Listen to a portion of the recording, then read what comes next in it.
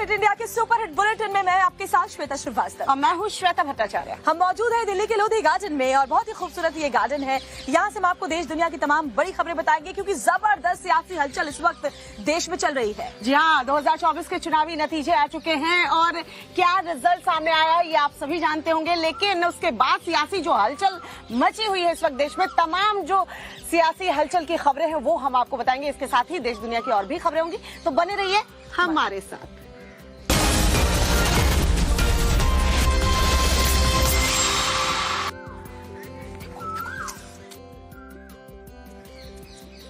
तो 2024 के नतीजे जो हैं वो सामने आ चुके हैं और प्रधानमंत्री नरेंद्र मोदी की अगुवाई में देखिए एनडीए ने स्पष्ट बहुमत हासिल कर लिया और अब सरकार बनाने की तैयारी में भी है। लगातार तीसरी बार जीत पर प्रधानमंत्री नरेंद्र मोदी ने देशवासियों का शुक्रिया अदा किया, साथ ही भरोसा दिलाया कि एनडीए के तीसरे टर्म में देश के लिए बड़े फैसले लिए जाएंगे। आपको दिखाते हैं इस रिपोर्ट में।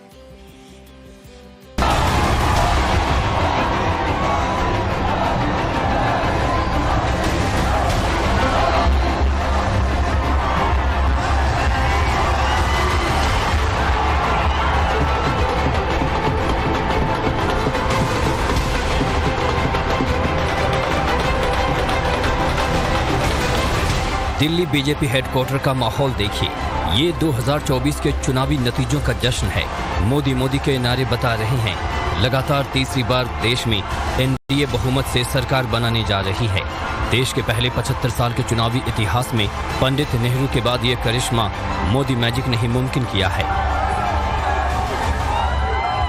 इस चुनाव के, इस जनादेश के कई पहलू हैं। 1962 के बाद पहली बार कोई सरकार अपने 2 कार्यकाल पूरे करने के बाद तीसरी बार वापस आई है। जहां भी विधानसभा के चुनाव हुए वहां पर एनडीए को भव्य विजय मिली है। एनडीए गठबंधन की जीत के जश्न में शरीक होने PM Modi Delhi BJP headquarter पहुंचे तो भावुक दिख रहे थे। उन्होंने अपने भाषण में भरोसा दिलाया, कहा ये मोदी गारंटी है, तीसरे कार्यकाल में देश बड़े फैसलों का गवाह बनेगा। भ्रष्टाचार पर हमारा करारा प्रहार जारी रहेगा। इसे जड़ से उखाड़ फेंकने का मेरा संकल्प और मजबूत हुआ है। हम भारतीय मिलकर चलेंगे, देश को आगे बढ़ाएंगे।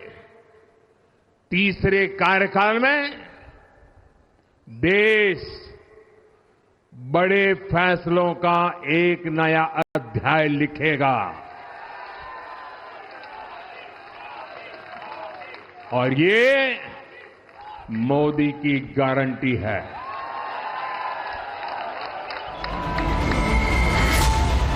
पीएम मोदी ने एक और देश को भरोसा दिलाया कि अगर भारतवासी 10 घंटे मेहनत करते हैं तो मैं 18 घंटे मेहनत करूंगा। तो दूसरी ओर उन्होंने 2024 के चुनावी नतीजों पर खुश हो रहे इंडी गठबंधन को भी आईना दिखाया। हमारे विरोधी एकजुट होकर भी उतनी सीटें नहीं जीत पाए जितनी इस लोकसभा चुनाव में अकेली बीजेपी ने जीती है।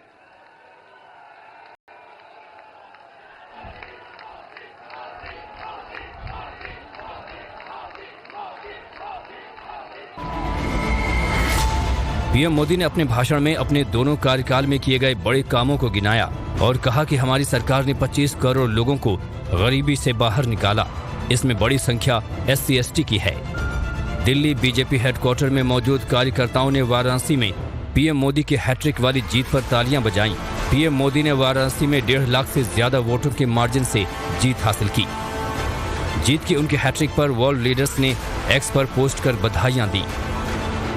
प्रधानमंत्री ने एनडीए और अपनी जीत को सबका साथ सबका विकास मंत्र की जीत बताया और कहा यह दुनिया के सबसे बड़े लोकतंत्र की जीत है। ये संविधान में अटूट विश्वास की जीत है। और नई सरकार के शपथ ग्रहण को लेकर जो बड़ी खबर, बड़ा अपडेट सामने आ रहा है वो चलिए आपको बता देते हैं। तो जानकारी ये मिल रही है कि 5 से 9 जून के बीच शपथ ग्रहण हो सकता है। प्रधानमंत्री मोदी ने सरकार के गठन पर अहम बैठक जो है वो बुलाई है। आज दिल्ली में एनडीए घटक दल के नेता जो हैं वो जुटने वाले हैं। खबरों के मुताबिक दिल्ली में बीजेपी हेडक्वार्टर में कल रात पीएम मोदी ने अमित शाह, राजनाथ सिंह, जेपी नड्डा के साथ सरकार के गठन को लेकर महत्वपूर्ण बैठक की है, जिसमें आज शाम एनडीए घटक दलों के नेताओं की बैठक का फैसला जो है लिया गया है। तो सरकार बनाने को लेकर होने वाली बैठक शाम 4 बजे के करीब होनी है। बैठक में नीतीश कुमार, चिराग पासवान, जीतन मांझी, पवन कल्याण, चंद्रबाबू नायडू, एकनाथ शिंदे, अजीत पवार सहित एनडीए के सभी बड़े नेता आज जो है वो दिल्ली पहुंचेंगे। तो ये बड़ी खबर आपको बता रहे हैं। और साथ ही शिवसेना, शिंदे गुट के साथ एनसीपी, लोजपा रामविलास समेत तमाम जो घटक दल हैं इस बैठक में शामिल होंगे। और उसके बाद आगे शपथ ग्रहण को लेकर के जो तारीख है वो तय की जाएगी, आगे की रणनीति पर बात की जाएगी। तो बहुत ही महत्वपूर्ण आज का दिन है। 5 से 9 जून के बीच शपथ ग्रहण समारोह हो सकता है। प्रधानमंत्री मोदी ने सरकार के गठन पर अहम बैठक भी कल, जब वो बीजेपी मुख्यालय पहुंचे थे दिल्ली स्थित, वहां संबोधन के बाद उन्होंने अहम बैठक भी बीजेपी के शीर्ष नेताओं के साथ ली थी।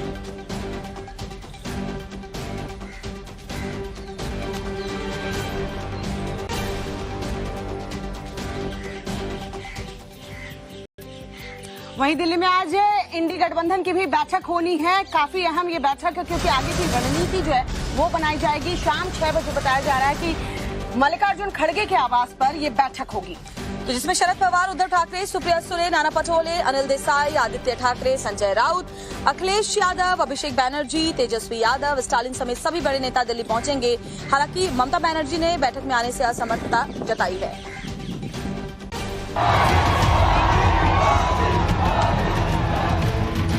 24 के चुनावी नतीजे सामने आ चुके हैं। एनडीए को स्पष्ट बहुमत के साथ 240 सीटें जीतकर बीजेपी सबसे बड़ी पार्टी के रूप में उभरी है। तो वहीं इंडिया गठबंधन ने भी तगड़ी टक्कर देते हुए 2019 के नतीजों के मुकाबले सियासी वापसी की है। हालांकि चुनावी नतीजों के बाद बड़ा सवाल यही है कि सरकार बनाने के लिए एनडीए की क्या तैयारी है और क्या इंडिया गठबंधन अब भी सरकार बनाने के ख्वाब देख रहा है, जैसा कि चुनाव के दौरान उसके नेता दावा कर रहे थे। ये सवाल इसलिए गहरा रहा है क्योंकि नई सरकार बनाने में एन फैक्टर को किंग मेकर की भूमिका में बताया जा रहा है। एन फैक्टर यानी चंद्रबाबू नायडू और नीतीश, ये दोनों अभी एनडीए का हिस्सा हैं। नायडू की पार्टी टीडीपी को 16 तो नीतीश की पार्टी जेडीयू को 14 सीटों पर जीत मिली है। ये दोनों विपक्षी खेमा का हिस्सा रह चुके हैं, इसलिए इंडी गठबंधन भी इनसे उम्मीदें बांधे बैठा है। जब तक हम अपने अलायंस पार्टनर से बात नहीं करेंगे और जो नए पार्टनर हमको जुड़ने वाले हैं उनसे भी किस तरीके से हम बात करके अपने को मेजॉरिटी बना सकते हैं वो देखेंगे। एनडीए का खेमा हो या फिर इंडिया गठबंधन, सरकार बनाने की कवायद से जुड़ी बैठकों का दौर आज से शुरू होने वाला है। एनडीए के घटक दलों की बैठक आज दिल्ली में शाम 4 बजे है, तो वहीं इंडी गठबंधन की बैठक शाम 6 बजे कांग्रेस अध्यक्ष मल्लिकार्जुन खड़गे के आवास पर है। दिलचस्प यह है कि दोनों पक्षों की बैठकों में एन फैक्टर यानी नीतीश प्लस नायडू हावी रहने वाला है। मौजूदा जानकारी के मुताबिक चंद्रबाबू नायडू दोपहर 2 बजे दिल्ली आएंगे, जबकि नीतीश सुबह 10 बजे दिल्ली पहुंच जाएंगे। नीतीश को लेकर पलटी मारने की अटकलें भी तेज हैं। हालांकि जेडीयू ने साफ कर दिया है कि ऐसा कुछ नहीं होने वाला।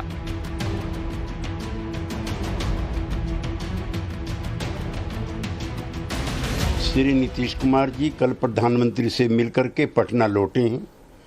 हम अपने पुराने स्टैंड पर कायम हैं। हम जनता दल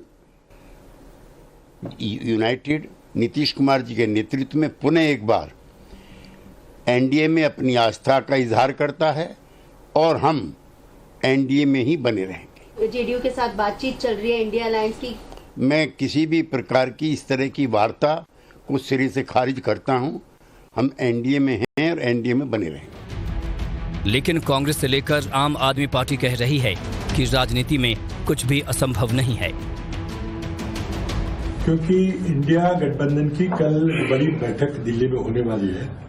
उसमें फैसला होगा कि क्या किसी और को जो हमारे गठबंधन में नहीं थे उन्हें कोई न्योता दिया जाए, उन्हें कोई पद दिया जाए। कौन कौन से लोग? जैसे नीतीश कुमार जी है, जैसे आज एनडीए के घटक दलों की अहम बैठक होने वाली है जिसमें चंद्रबाबू नायडू भी शामिल होंगे और साथ ही साथ नीतीश कुमार भी दिल्ली पहुंच जाएंगे और शामिल होंगे इस बैठक में। चंद्रबाबू नायडू और नीतीश कुमार दरअसल किंग मेकर की भूमिका में हैं और आज एनडीए के घटक दलों की ये अहम बैठक होने वाली है।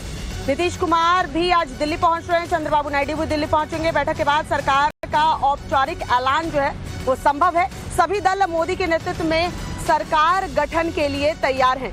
चंद्रबाबू और नीतीश कुमार इस बार जो है वो किंग मेकर की भूमिका में है और जाहिर सी बात है जब नीतीश कुमार चंद्रबाबू नायडू इस बैठक में मौजूद रहेंगे तो बहुत सारी ऐसी बातें होंगी कि जो आगे की रणनीति को बताएगी कि सरकार जब गठन होगा उसके बाद स्वरूप कैसा होगा सरकार का। स्वागत है फिट इंडिया के सुपरहिट बुलेटिन में। श्वेता, कल चुनावी नतीजे जब सामने आ रहे थे तो कई ऐसी सीट थी जिसमें कांटे की टक्कर देखने को मिल रही थी, कौन आगे कौन पीछे।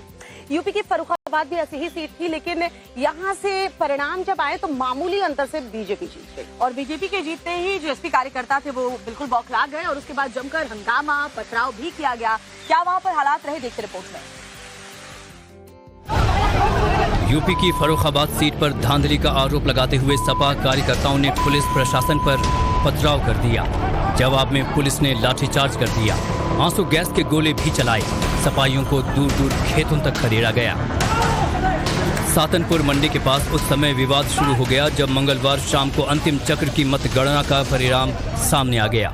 उसमें बीजेपी प्रत्याशी की जीत होती देख सपाइयों में आक्रोश फैल गया। सूचना मिलते ही पार्टी कार्यकर्ता और समर्थक सातनपुर पेट्रोल पंप के पास लगे बैरियर को पार करके मंडी की तरफ कूच करने लगे।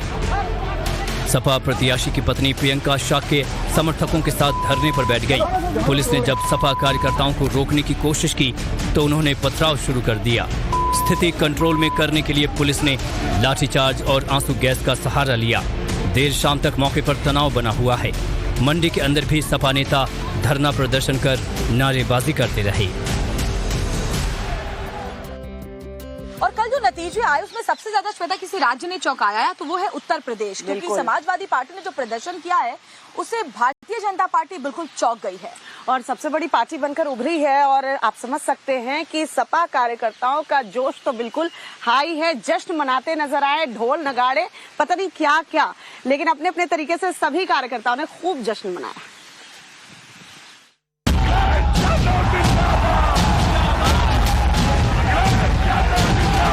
लोकसभा चुनाव के नतीजे सामने आते ही सबसे बड़े राज्य यूपी में खेला हो गया।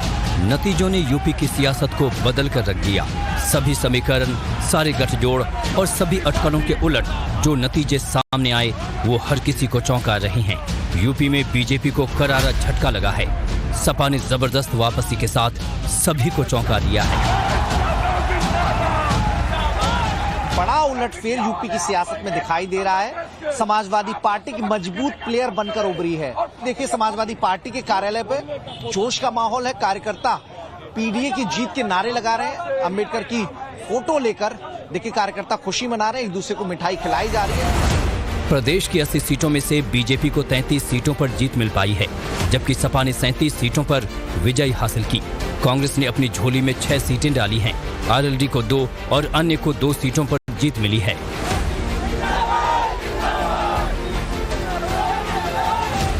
नतीजे सामने आते ही समाजवादी पार्टी के कार्यकर्ताओं में खुशी की लहर दौड़ गई।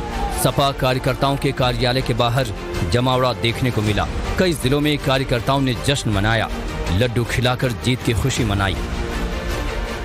जो राम को लाए थे वो लोग हार गए। चला क्या? हम लोगों को लाए थे, चल क्या गया? जीत गए। मुद्दे कौन कौन से चल गए? मुद्दे कौन कौन से चले? मुद्दे चले हैं पेपर लीक, बेरोजगारी, विधानसभा के सामने महिलाओं ने आग लगाया था और पता है जुमला झूठ बोला था, समझ गए। और ये चला है 8,500 रुपए खटा खा। पूरे देश की जनता को खूनों को चूस कर पानी बनाया था। यही सबसे बड़ किसान विरोधी नीतियां। तो अखिलेश को प्राइम मिनिस्टर बनना चाहिए कि नहीं? अखिलेश अरे अखिलेश जो है उत्तर प्रदेश के पूर्व मुख्यमंत्री रहे। सुनिए, सबसे योग्य। आप लोग मांग कर रहे हैं कि नहीं? हमारे नेता हम लोग मांग कर रहे हैं। वो देखिए, इंडिया गठबंधन जो निर्णय लेगी हमारे अखिलेश भैया को जो है, वो तो उनका रहा, लेकिन आप लोगों की इच्छा क्या है? हम लोग तो यही चाहेंगे कि अखिलेश भैया हमारे बने। यूपी में सपा ने 80 में से 37 सीटों पर जीत तो दर्ज की ही है, तो वहीं राम मंदिर की प्राण प्रतिष्ठा के बाद से 2024 के लोकसभा चुनाव में अयोध्या जैसी हॉट सीट को भी अपने नाम दर्ज कर लिया है। अयोध्या की जनता ने जनादेश अखिलेश को दिया है। अयोध्या भी बड़ी सीट शामिल है, जो एक सांकेतिक रूप से बीजेपी के लिए बहुत महत्वपूर्ण सीट मानी जाती है, क्योंकि राम मंदिर की जो अभिलाषा थी लोगों की, वो इसी सरकार के दौरान पूरी हुई थी। अयोध्या को पूरा बदल दिया गया था, लेकिन बावजूद इसके अयोध्या के लोगों ने जो भरोसा दिलाया लोगों पर, तो उसको ध्यान में रखते हुए ये सारी चीजें समाजवादी पार्टी कार्यालय के बाहर देखिए तमाम कार्यकर्ता है। श्वेता, यूपी की जो वाराणसी की सीट रही वो सबसे ज्यादा चर्चित सीट रही थी। बिल्कुल, और प्रधानमंत्री नरेंद्र मोदी तीसरी बार यहाँ से जीते हैं। पीएम मोदी के फेस पर बीजेपी जीत तो गई, लेकिन जो एक बहुत चौंकाने वाले नतीजे रहे वो कि वोटों का जो अंतर है वो पहले के मुकाबले काफी कम रहा है।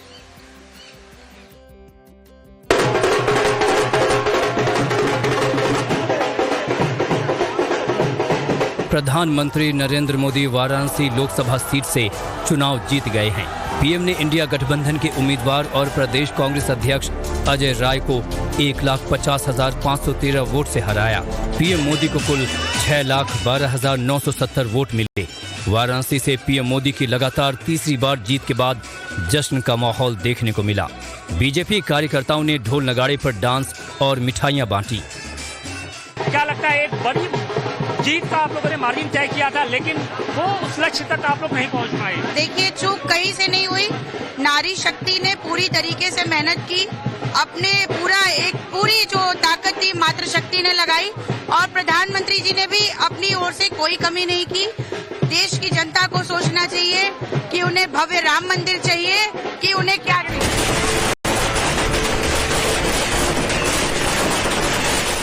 पीएम मोदी को 6,12,970 वोट मिले, जबकि कांग्रेस उम्मीदवार अजय राय को कुल 4,60,457 मिले। बसपा यहां पर तीसरे नंबर पर रही। बसपा उम्मीदवार को 33,766 वोट मिले। अजय राय इससे पहले भी पीएम मोदी के खिलाफ चुनाव लड़ चुके हैं, लेकिन जीत दर्ज करने में नाकाम रहे। पीएम मोदी वाराणसी से पहली बार 2014 में चुनाव लड़े थे, तो उन्होंने आम आदमी पार्टी के नेता अरविंद केजरीवाल को 3,72,000 के ज्यादा वोटों से मात दी थी। 2019 और 2014 में भी कांग्रेस ने अजय राय को ही पीएम मोदी के सामने उतारा था। पहाड़ी राज्य हिमाचल प्रदेश की सभी 4 सीटों पर बीजेपी ने परचम लहराया है। नतीजे साफ होते ही शिमला के बीजेपी मुख्यालय पर जीत का जश्न मनाया गया, पटाखे फोड़े गए, बीजेपी का झंडा लहराते हुए जय श्री राम के नारे लगाए गए। नाच गाना और खुशी का माहौल बेंगलुरु स्थित बीजेपी दफ्तर का है, जहां चुनावी नतीजे घोषित होते ही कार्यकर्ताओं में खुशी की लहर दौड़ गई। दफ्तर के बाहर जमा हुए कार्यकर्ताओं ने खूब डांस किया।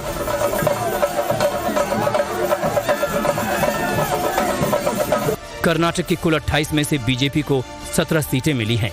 कांग्रेस ने लंबी छलांग लगाई और 9 सीटों पर कब्जा किया। जेडीएस को 2 सीटों पर सफलता मिली। एचडी रेवन्ना के बेटे और सेक्स स्कैंडल के आरोपी प्रज्वल रेवन्ना हासन से चुनाव में हार गए।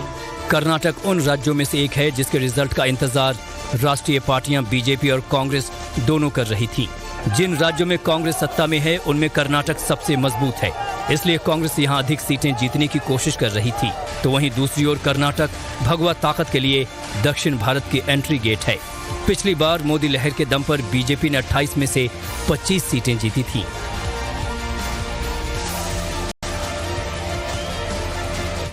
और देखिए, घोषित हुए चुनाव नतीजों से 18वीं लोकसभा की जो स्थिति है, जो तस्वीर है, वो बिल्कुल साफ हो चुकी है। प्रधानमंत्री मोदी के नेतृत्व में एनडीए सरकार बनाने जा रही है। लेकिन उधर देखिए, कांग्रेस को भी 99 सीटें मिली हैं, जिससे विपक्षी खेमे में भी खुशी की लहर है और कांग्रेस के कार्यकर्ताओं ने जगह जगह पे जश्न मनाया है। उसकी तस्वीरें भी दिखा देते हैं आपको। पिछले 2 लोकसभा चुनाव में विफल रही कांग्रेस के लिए 2024 का लोकसभा चुनाव किसी संजीवनी से कम नहीं रहा। 99 सीटों पर जीत दर्ज कर कांग्रेस ने न सिर्फ अपनी सीटों की संख्या लगभग दोगुनी की, बल्कि अपनी खोई जमीन को भी वापस पाने में काफी हद तक कामयाब रही।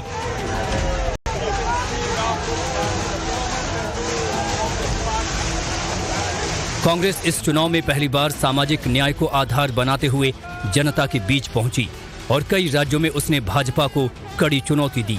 पार्टी अध्यक्ष मल्लिकार्जुन खड़गे, पूर्व अध्यक्ष राहुल गांधी और महासचिव प्रियंका गांधी वाड्रा ने प्रभावशाली चुनावी अभियान का नेतृत्व किया। नतीजे सामने आते ही पक्ष विपक्ष दोनों ही खेमों में जश्न देखने को मिला। कांग्रेस बेशक बहुमत के आंकड़े से काफी दूर है, लेकिन फिर भी इस जीत ने कांग्रेस में नई जान फूंकी है। एक एक कार्यकर्ता खुशी से फूल रहा है। जगह जगह जश्न मनाए जा रहे हैं, लड्डू मिठाइयां बांटी जा रही हैं। लोकतंत्र में विपक्ष के अस्तित्व की लड़ाई का ये जश्न देश के कोने कोने में दिख रहा है। कार्यकर्ता खुशी से नाच रहे हैं, झूम रहे हैं, पटाखे फोड़े जा रहे हैं, कांग्रेस के झंडे फहराए जा रहे हैं। चुनावी नतीजे घोषित होते ही हैदराबाद के कांग्रेस दफ्तर की तस्वीरें कुछ ऐसी थी। कार्यकर्ता जश्न में डूब गए। तेलंगाना में कांग्रेस के हिस्से में 8 सीटें आई हैं। कांग्रेस दिल्ली मुख्यालय पर भी जश्न देखने को मिला। कांग्रेस नेता राहुल गांधी का गाजे बाजे और फूलों की बरसात से भव्य स्वागत किया गया।